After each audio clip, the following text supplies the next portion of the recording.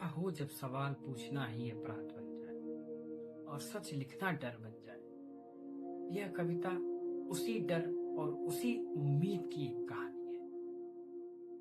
नमस्कार, मैं हूं आदर्श मौर्य और आप देख रहे हैं आदर्श काव्य मंच। हर रविवार मैं अपने काव्य संग्रह मनगुंज से ऐसी ही रचनाएं आप तक पहुंचाने का प्रयास करता हूं।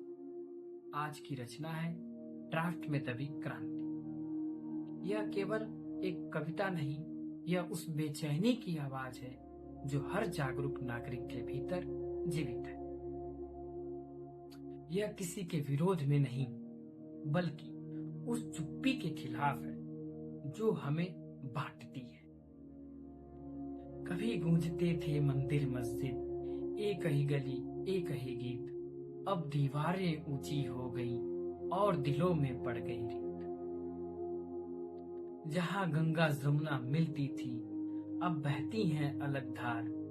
कभी भाईचारा था उत्सव, आज बन गया है तकरार।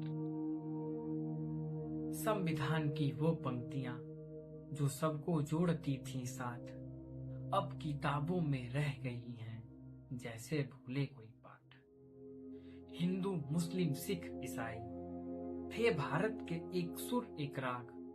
अब हर सुर में है संशय, हर राग में है कोई दाग। जहां तिरंगा लहराता था हर छत पर गर्व के साथ, अब झंडा भी पूछता है किसके मन में है विश्वास। जहां नदियां थी संवाद की, अब बांध बने हैं मन के बीच। जहां शब्दों में अपनापन था, अब हर बात में है कोई खींच।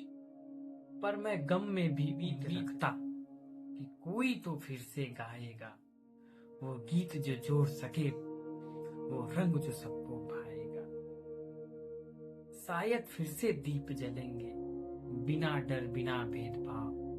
शायद फिर से गूंजेगा भारत का सच्चा स्वभाव। इसलिए वो कविता रह गई ड्राफ्ट में दिल के पास कहीं। पर आज जो आप सुन रहे हैं वो उसी कवि की आवाज बनी। मैं नवोदित हूं पर मौन नहीं, मेरे शब्दों में आग बची है। जो जोड़ सके टूटे भारत को, वही मेरी सबसे बड़ी इच्छा है। यह कविता मेरे काव्य संग्रह मनगुंज से है।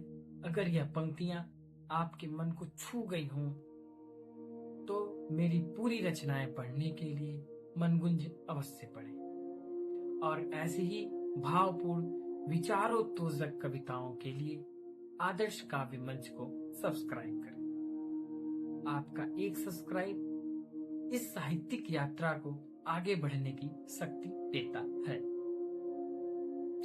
पुनः सादर धन्यवाद, प्रणाम, नमस्कार।